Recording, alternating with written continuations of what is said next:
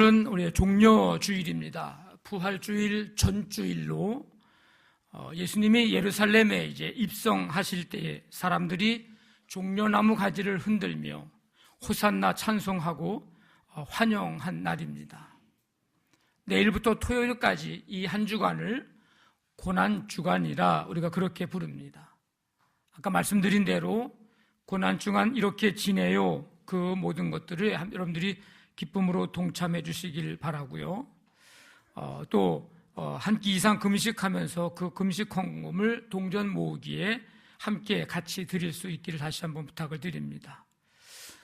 예수님은 온 세상 사람들을 구원하시려고 이 땅에 오셔서 하나님 나라의 복음을 전파하면서 공생애를 이제 시작을 하십니다.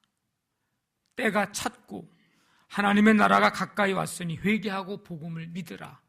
예수님이 이제 첫 번째 선포하신 말씀입니다. 3년 동안 가르치시고 천국 복음을 전파하시고 모든 병든 자와 약한 자를 고치시는 이 가르치시고 전파하시고 고치시는 이 사역이 예수님의 3년여 동안의 공생애 동안에 하신 일입니다. 그 공생애를 이제 마무리하고 예루살렘에 입성을 하십니다. 고난주간 한 주간이 이제 일정이 시작이 됩니다. 목요일 저녁에 제자들과 함께 이제 유월절 식사로 마지막 만찬을 이제 하시게 되고 그 밤에 겟세마네 동산에서 기도하십니다. 아버지여, 아버지께는 모든 것이 가능하오니 이 잔을 내게서 옮기시옵소서. 그러나 나의 원대로 마시옵고 아버지 원대로 하옵소서.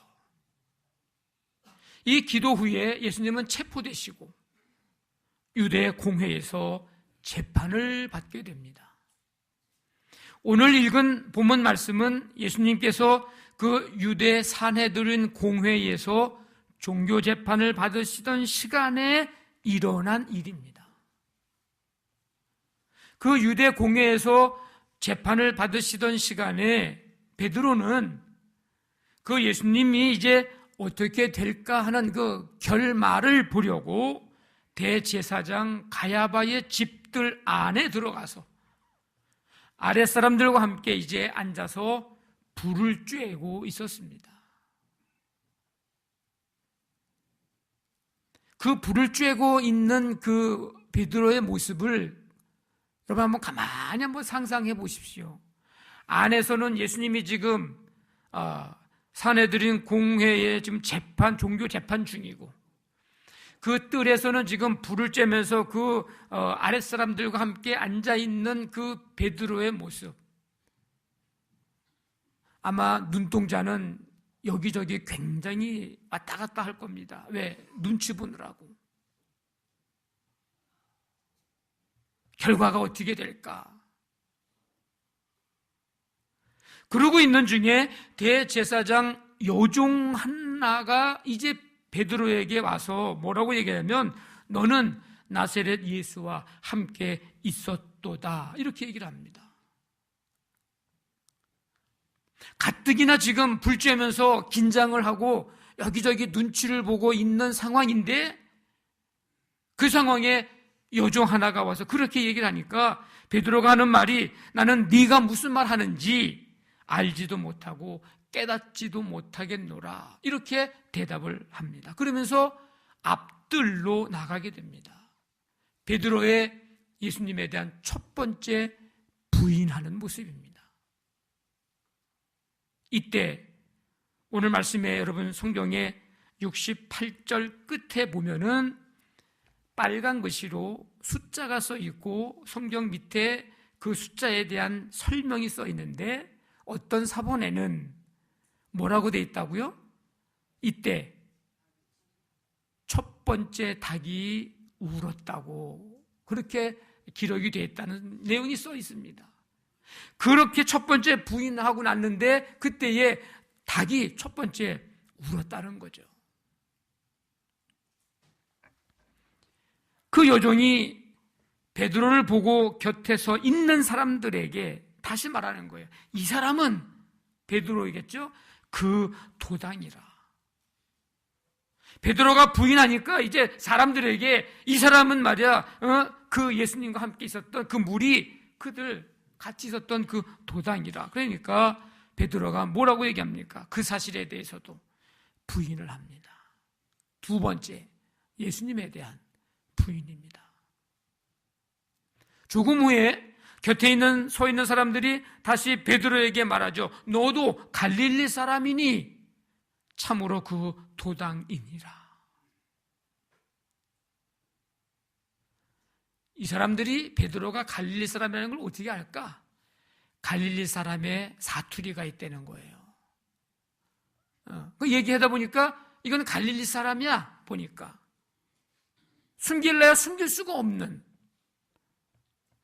이때 베드로가 저주하면서 맹세를 합니다. 나는 너희가 말하는 이 사람이 누구예요? 예수님이에요. 예수님을 알지 못하노라. 세 번째, 예수님에 대해서 부인을 합니다. 그때 닭이 두 번째 웁니다. 베드로는 예수님께서 자기에게 하신 말씀, 곧 닭이 두 번 울기 전에 네가 세 번 나를 부인하리라 하신 그 말씀이 기억이 돼서 그 일을 생각하고 울었습니다. 마태복음에 보니까 그냥 운 정도가 아니고 심히 통곡했다 이렇게 기록되어 있습니다. 여러분들이 알고 있는 베드로는 어떤 사람이죠? 여러분들이 알고 있는 베드로, 갈릴리 바다에서 고기 잡으려고 그물을 던지고 있을 때 예수님이 찾아오셔서 나를 따라오너라, 내가 너희를 사람 낚는 어부가 되게 하리라 그러면서 제자를 삼으셨을 때 베드로가 한치의 머뭇거림 없이 곧 그물을 버려두고 예수님을 따른 사람입니다. 예수님이 빌립보 가이사랴 지방에서 제자들에게 너희는 나를 누구라고 하느냐? 너희들이 볼 때 내가 누구냐? 라고 물어요. 그때 베드로가 주는 그리스도시요 살아계신 하나님의 아들입니다 라고 그렇게 고백을 하게 되는데, 그 누구도 하지 못한 그 고백, 그래서 예수님께로부터 칭찬받는 그런 장면이 나오는데 바로 베드로가 그 칭찬을 받은 사람입니다. 예수님이 고난받고 제3일에 살아나야 할 것에 대해서 제자들에게 말씀을 하셨을 때에 베드로가 예수님을 붙들고 주님, 그렇게 하지 마십시오. 이 일이 결코 주님께 미치지 아니하리이다. 그러면서 예수님을 아주 꽤나 생각해 주는 듯이 예수님을 붙들고 항변을 했던 사람이 베드로입니다. 예수님께서 제자들에게 오늘 밤에 너희가 다 나를 버리리라 그렇게 말씀하시니까 베드로가 뭐라 그럽니까? 모두가 주님을 버릴지라도 나는 결코 주를 버리지 않겠습니다. 내가 주님과 함께 죽을지언정 주님을 부인하지 않겠습니다 라고 호언장담했던 사람이 바로 이 베드로입니다. 근데 베드로가 이런 사람이었는데 오늘 말씀해 보니까 이 베드로가 그 베드로가 맞나 싶을 정도로 너무나도 실망스러운 모습입니다.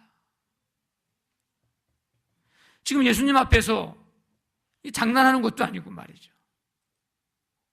불과 얼마 전까지 최고 빨리 갔어야 처음 제자 부름을 받을 때 3년 전에 이랬던 베드로인데 오늘 이 시간 베드로의 모습은 전혀 다른 베드로로 보입니다. 혹시 누군가가 이 사람은 예수님과 함께 있지도 않았고 예수님을 모르는 사람이요 라고 누군가가 이야기를 해줬다면 다른 제자는 몰라도 이 베드로는 오히려 아니라고, 나 예수님과 함께 있었던 사람이고 3년 동안 예수님과 동고동락했던 사람이라고 내가 오히려 다른 사람이 아니라고 해줘도 나는 그렇지 않다고 같이 있었던 사람이라고 오히려 얘기를 해야 되는 사람 아닙니까? 베드로라면. 마가복음 14장 50절에 제자들이 뭐라 그랬어요? 다 예수를 버리고 어떻게 했어요? 도망가니라 그랬어요. 그러면 베드로 정도면 도망간 제자들 다 불러 모아야 되는 거 아니냐고요. 다 불러 모아놓고 예수님 지금 재판받고 계신데 예수님 내놓으라고 바깥에서 시위라도 해야 되는 거 아닙니까?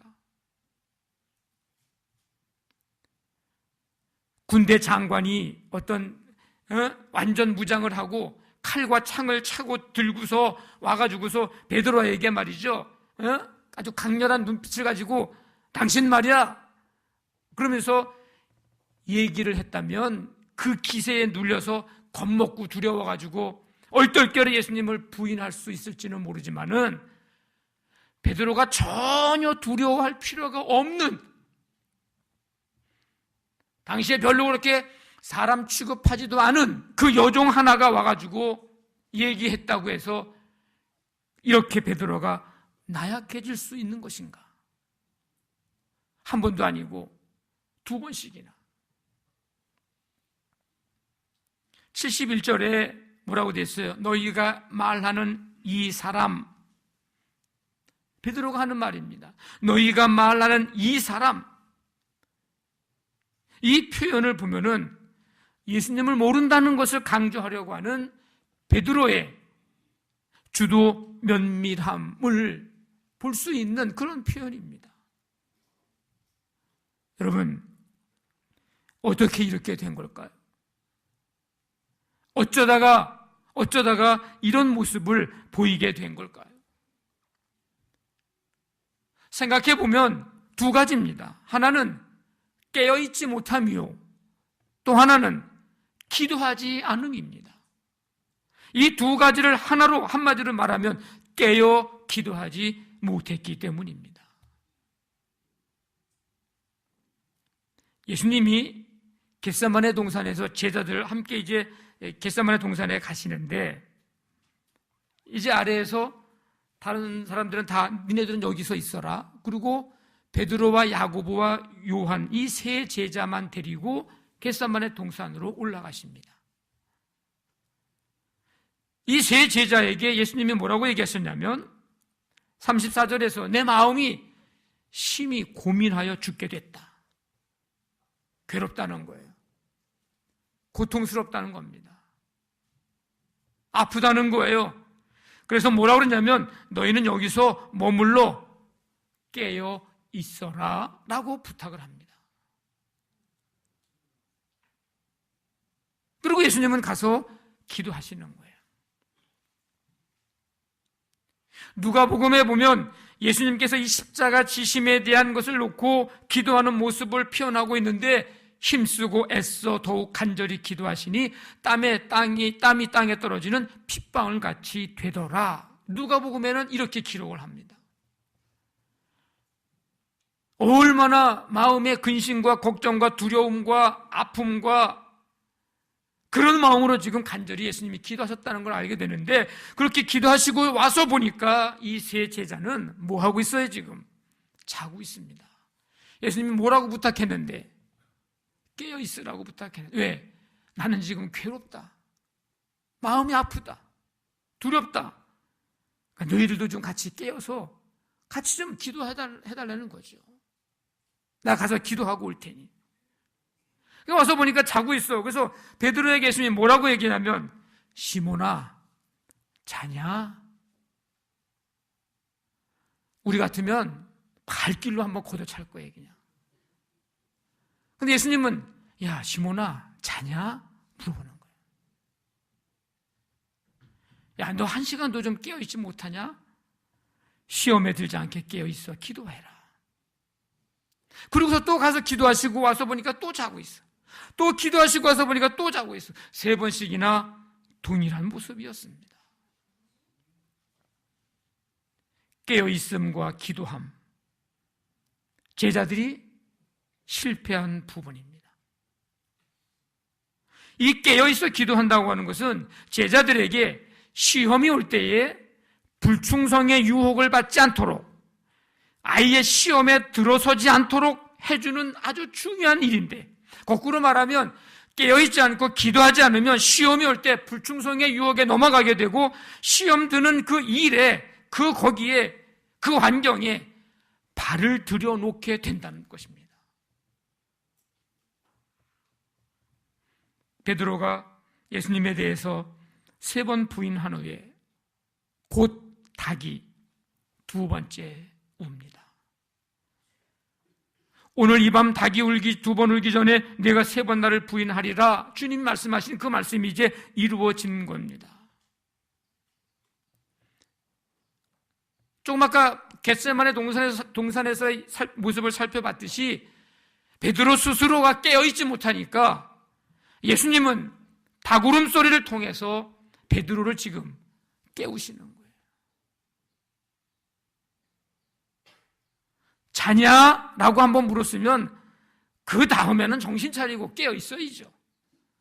여전히 똑같아. 그러니까 예수님이 오늘 닭 울음소리를 통해서 베드로를 깨우십니다. 닭이 2번째 울었을 때에 누가복음에 보면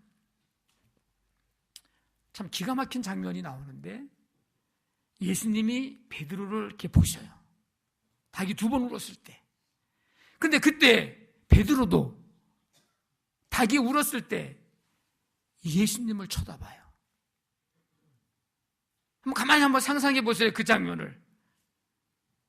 둘이 마주친 거야. 닭이 2번 딱 울었는데 울 때 둘이서 딱 마주친 거야 지금. 대화는 오고 가지 않았어요. 눈빛만 오고 가는 거지. 서로만 바라보고.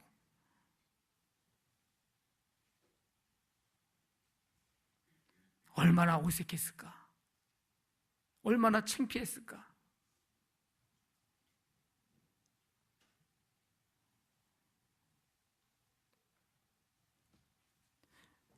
누가복음은 하여튼간 그런 장면을 안 적어도 되는데 그 아주 그냥 세밀한 것까지 누가복음에서는 기록해 놓은 걸 볼 수 있어요.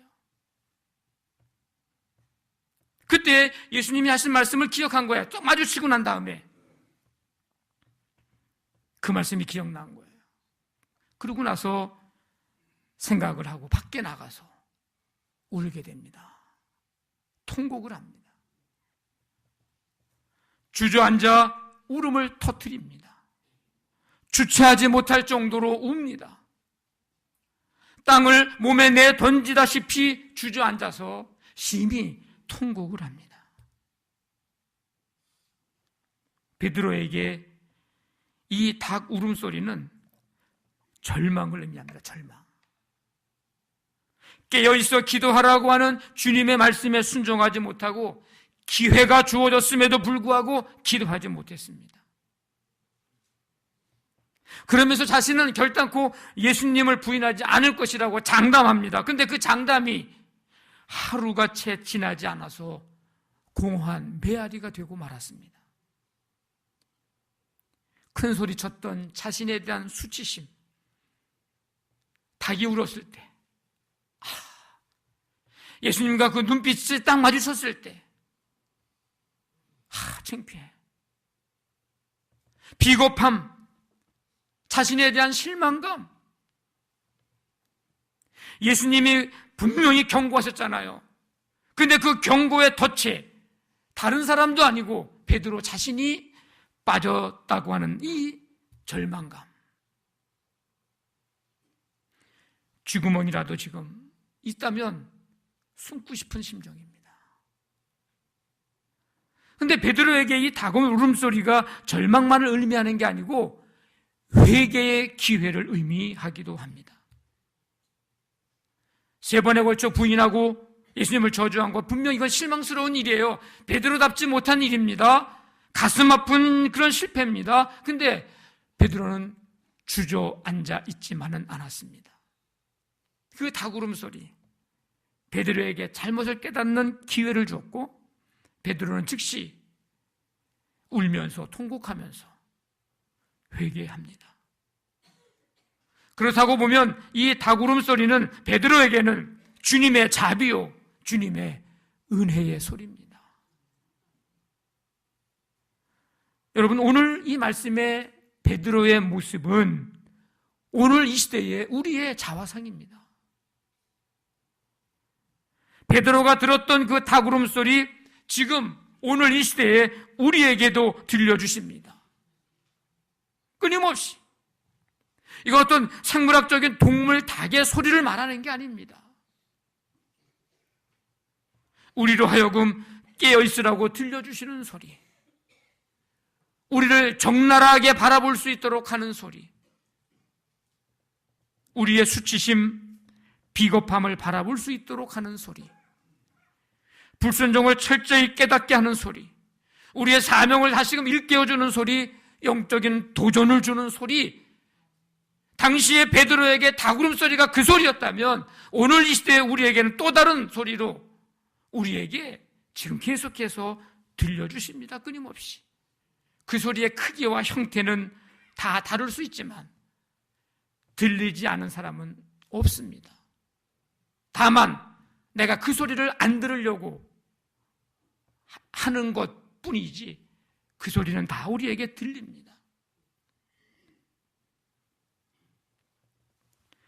첫 번째 예수님을 부인했을 때 아까 성경에 뭐라 그랬어요? 첫 번째 닭이 울었다고 어떤 사본에는 기록되어 있다고 표현되어 있잖아요. 그러면 그 첫 번째 닭이 울었을 때에 주님이 하신 말씀은 빨리 생각하고 어떻게 했으면 그냥 두 번, 세 번의 부인은 안 갔을 거라고요. 근데 첫 번째 그 닭 울음소리를, 소리는 들려왔지만 듣지 않은 거죠.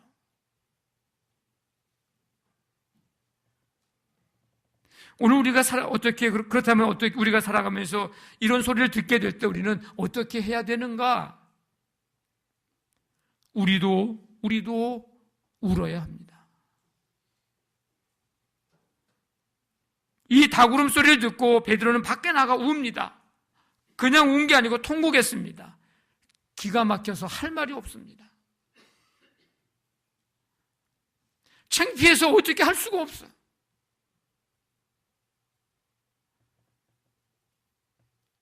이렇게 될 걸 아시고 미리 말씀하시고 미리 경고하시고 미리 격려해 주셨던 주님 생각할 때에 베드로의 마음이 찢어집니다. 여러분, 가룟 유다는요, 예수님을 배신했잖아요. 예수님을 팔았잖아요. 자신의 초신이 잘못된 것임을 알았을 때에 그 예수님을 그 배반한 그 배반의 대가로 받은 은 30을 돌려주면서 예수님을 다시 되찾으려고 했지만은 그게 뜻대로 잘 안 됐습니다. 그래서 돈을 성도에 던져놓고 자결을 함으로 그 배신에 대한 책임을 지는 길을 이 가룟 유다는 택합니다. 그런데 가룟 유다의 이와 같은 행동이 용기 있는 행동처럼 보이지만 사실은 주님의 용서의 은혜를 거절한 아주 잘못된 행동입니다. 베드로는 근데 울었습니다. 우는 것 외에 아무 일도 하지 않았어요. 그러나 우는 베드로에게 용서의 기회가 주어졌습니다. 용서의 은혜에 기댈 수밖에 없었어요, 베드로는. 근데 가룟 유다는 용서받기보다는 이 문제를 자기가 해결하려고 했던 것이죠. 베드로와 가룟 유다 두 사람 다 예수님을 배반한 것은 다를 바가 없습니다. 같습니다. 근데 두 사람의 길은 다른 길을 가게 됐습니다. 앞에서 베드로의 모습이 오늘 우리의 자화상이라고 말씀드렸습니다. 여전히 실수 많고 주를 배반하는 길을 걸어가고 있는 우리의 모습, 여전히 깨어있지 못하고 여전히 기도하지 못하고 여전히 주의 말씀에 청종하기보다는 내 입장을 앞세워서 주님의 뜻과는 전혀 상관없는 그저 그냥 주님을 향해서 내 호언장담만 하고 있는 그런 우리의 모습, 주님의 그 안타까운 마음, 십자가 앞에서의 고통, 아픔은 헤아릴 거 없어. 그 마음은 내 마음이 아니야. 내가 그냥 주님을 향해서 하고자 하는 말만 호언장담하고 있는 이 모습이 오늘 우리의 모습인데, 주님은 우리가 스스로 깨어있지 못하고 기도하지 못하고 영적 잠을 자고 있기에 우리에게 지금도 닭울음 소리를 들려주십니다. 탕자의 비유에서 이 둘째 아들, 자기 몫을 챙겨가지고 아버지 곁을 떠나 결국에는 돼지들이 먹는 쥐염 열매를 먹는 상황까지 가게 됩니다. 그런데 그런 상황에서 이 아들이 생각하는 거는, 내가 지금 여기서 뭐 하고 있는 거지? 아버지께로 가자. 그래서 이에 스스로 일어나 아버지께로 간다고 얘기합니다. 이 둘째 아들에게 있어서의 쥐염 열매 먹는 그 상황, 그 쥐염 열매, 그 상황은 뭐예요? 이 둘째 아들에게 오늘 말씀에 비교해서 표현대로 하자면 그에게 그것이 닭 울음소리입니다. 둘째 아들에게. 니느웨 성이 죄악된 가운데서 멸망받아야 되는데 하나님이 요나에게 가서 복음을 전해라.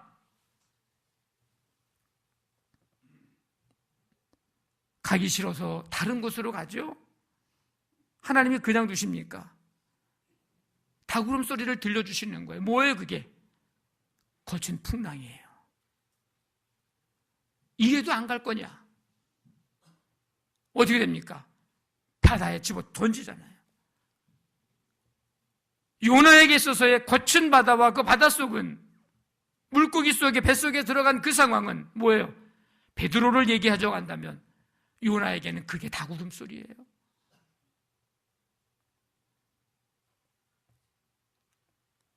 우리에게는 그 소리가 오늘 이 시대에 말씀으로 들리기도 하고, 그 소리가 고난으로 우리에게 들리기도 하고, 그 소리가 어떤 문제와 어떤 상황으로 우리에게 들리기도 합니다. 그때 여러분 그 소리를 외면하지 마십시오. 그때 들려오는 그 소리를 못 들은 척하나 애써 외면하려고 하는 사람이 있습니다. 그러지 말고 그것을 통해 하시는 주의 말씀을 들으려고 합니다. 들으려고 해야 합니다. 깨어있지 않으면 소리가 들려도 그 소리인 줄 모르는 거예요. 그 소리가 들릴 때 우리의 모습이 부끄럽다고 도망가서도 안 되고 뒤로 물러가도 안 됩니다. 왜냐하면 그건 주님의 용서의 은혜를 거절하는 행동이기 때문입니다. 가룟 유다처럼 자결하는 그런 길로 가면 안 됩니다. 주님의 용서의 은혜를 거절하는 행동입니다.